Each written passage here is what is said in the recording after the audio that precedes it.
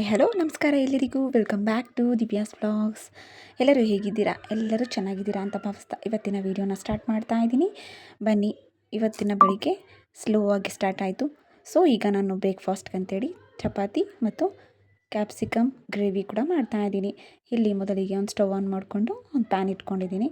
ಅದಕ್ಕೆ ಒಂದು 1/4 ಕಪ್ ಆಗೋಷ್ಟು ಕಡಲೆ ಬೀಜ ಮತ್ತು ಅರ್ಧ ಟೇಬಲ್ ಸ್ಪೂನಷ್ಟು ಮೆಂತೆಕಾಳನ್ನ ಈಗ ನಾನು ಡ್ರೈ ರೋಸ್ಟ್ ಮಾಡ್ತಾ ಇದ್ದೀನಿ. ಮೀಡಿಯಮ್ ಫ್ಲೇಮಲ್ಲಿ ಇಟ್ಕೊಂಡು ಎಲ್ಲವೂ ನೀಟಾಗಿ ನಾವು ಇದನ್ನು ಫ್ರೈ ಮಾಡ್ಕೋಬೇಕು.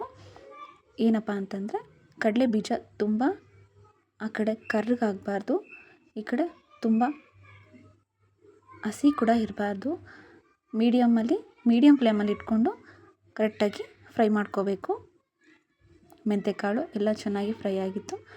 ಸೊ ಇದನ್ನು ನಾನು ಒಂದು ಪ್ಯಾನ್ಗೆ ಟ್ರಾನ್ಸ್ಫರ್ ಮಾಡಿಕೊಂಡು ಇದಕ್ಕೆ ನಾನು 2 ಟೇಬಲ್ ಸ್ಪೂನಷ್ಟು ಧನಿಯಾಕಾಳು ಮತ್ತು 1/4 ಟೇಬಲ್ ಸ್ಪೂನಷ್ಟು ಸೋಂಪನ್ನ ಹಾಕಿದ್ದೀನಿ.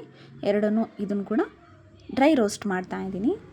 ಎರಡು ಚೆನ್ನಾಗಿ ರೋಸ್ಟ್ ಆಗಿತ್ತು. ಅದನ್ನು ಕೂಡ ಬೇರೆ ಪ್ಲೇಟಲ್ಲಿ ತೊಗೊಂಡು ಈಗ ಅದೇ ಪ್ಯಾನ್ಗೆ ನಾನು 4ರಿಂದ 5 ಟೇಬಲ್ ಸ್ಪೂನಷ್ಟು ಆಯಿಲ್, ಸಾಸಿವೆ, ಜೀರಿಗೆ ಮತ್ತು 2 ಒಣಮೆಣಸಿನ್ಕಾಯಿ ಮತ್ತು ಹಸಿ ಕರಿಬೇವು, 5ರಿಂದ 6 ಸಣ್ಣದಾಗಿ ಹಚ್ಚಿಟ್ಕೊಂಡಿರೋ ಈರುಳ್ಳಿ, ಈ ಥರ ಕೂಡ ಹಚ್ಕೋಬೋದು. ಇಲ್ಲಾಂದರೆ ನಿಮಗೆ ಯಾವ ಥರ ಬೇಕಾದರೂ ಅದನ್ನು ಹಚ್ಚಿಟ್ಕೊಂಡಿರೋ ಈರುಳ್ಳಿ ಕೂಡ ಹಾಕಿ ಅದನ್ನು ಮಗ್ಗೋಕೆ ಇಡ್ತಾ ಇದ್ದೀನಿ. ಅಂದರೆ ಸ್ವಲ್ಪ ಸಾಫ್ಟ್ ಆಗಬೇಕು. ಸೊ ಇನ್ನೊಂದು ಕಡೆ ಎಲ್ಲವೂ ನೀಟಾಗಿ ರೋಸ್ಟ್ ಮಾಡಿದ್ವಲ್ಲ, ಅದೆಲ್ಲ ತಣ್ಣಗಾಗಿತ್ತು. ಇದಕ್ಕೆ ಸ್ವಲ್ಪ ಹಸಿ ತೆಂಗಿನಕಾಯಿ ಕೂಡ ಹಾಕ್ತಾ ಇದ್ದೀನಿ. ಮತ್ತು ಸ್ವಲ್ಪ ಕೊತ್ತಂಬರಿ ಸೊಪ್ಪನ್ನ ಹಾಕಿ ಸ್ವಲ್ಪನೇ ನೀರು ಹಾಕ್ಕೊಂಡು ಈ ಥರ ಪೇಸ್ಟ್ ಮಾಡ್ಕೋಬೇಕು. ಅದನ್ನು ನೀರು ಸಮೇತ ನಾನು ಇದರಲ್ಲಿ ಹಾಕ್ತಾ ಇದ್ದೀನಿ. ಸ್ವಲ್ಪ ನೀರು ಹಾಕ್ಕೊಂಡು ಇದರಲ್ಲಿ ಹಾಕಿದ್ಮೇಲೆ ಇದನ್ನು ಸ್ವಲ್ಪ ನಾವು ಮಿಕ್ಸ್ ಮಾಡ್ಕೋಬೇಕಾಗಿರುತ್ತೆ. ತುಂಬಾ ಚೆನ್ನಾಗಿರುತ್ತೆ ಈ ಗ್ರೇವಿ. 5 ಮಿನಿಟ್ಸ್ ಆಗೋವರೆಗೂ ಇದನ್ನು ನಾನು ಬಾಯ್ಲ್ ಆಗೋಕ್ಕೆ ಬಿಟ್ಟಿದ್ದೆ. ಈಗ ಇದಕ್ಕೆ ರುಚಿಗೆ ತಕ್ಕಷ್ಟು ಉಪ್ಪು, 1/4 ಟೇಬಲ್ ಸ್ಪೂನಷ್ಟು ಅರಿಶಿಣ ಪುಡಿ ಮತ್ತು ಅಚ್ಕಾರದ ಪುಡಿ ಎರಡನ್ನೂ ನೋಡಿಕೊಂಡು ಹಾಕ್ಕೊಂಡು ಈ ಥರ ನಾವು ಮಿಕ್ಸ್ ಮಾಡ್ಕೋಬೇಕಾಗಿರುತ್ತೆ. ಈಗ ಎಲ್ಲವೂ ಚೆನ್ನಾಗಿ ಮಿಕ್ಸ್ ಮಾಡ್ಕೋಬೇಕು. ಈಗ ಇದಕ್ಕೆ ನೀವು ಬೇಕಾದರೆ ಸ್ವಲ್ಪನೇ ನೀರು ಹಾಕ್ಕೊಂಡು ಬೇಕಾದರೆ ಇದನ್ನು ಕುದಿಸ್ಕೋಬೋದು.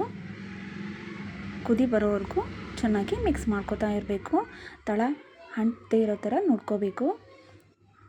ಈಗ ಮೊದಲಿಗೆ ನಾನು ಕಟ್ ಮಾಡ್ಕೊಂಡು ಇಟ್ಕೊಂಡಿರೋ ಕ್ಯಾಪ್ಸಿಕಮ್ ಕೂಡ ಹಾಕಿ ಈಗ ಇದನ್ನು ಕೂಡ ನೀಟಾಗಿ ಎಲ್ಲವೂ ಚೆನ್ನಾಗಿ ಮಿಕ್ಸ್ ಮಾಡ್ತಾ ಇದ್ದೀನಿ. ಕ್ಯಾಪ್ಸಿಕಮ್ ಮಿಕ್ಸ್ ಮಾಡ್ತಾ ಗ್ರೇವಿ ಕೂಡ ಸ್ವಲ್ಪ ಗಟ್ಟಿ ಆಗ್ತಾ ಬರುತ್ತಲ್ವ.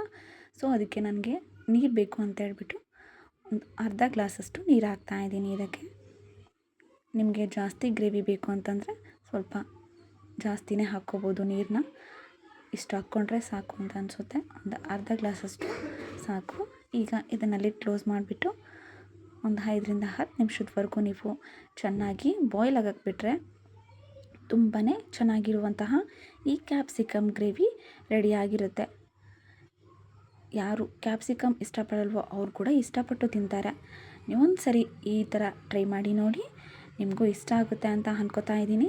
ಇಷ್ಟ ಆದರೆ ಪ್ಲೀಸ್ ಒಂದು ಲೈಕ್ ಮಾಡಿ, ಸಬ್ಸ್ಕ್ರೈಬ್ ಮಾಡಿ, ಶೇರ್ ಮಾಡಿ, ಕಮೆಂಟ್ ಮಾಡಿ. Thank you for watching my channel everyone.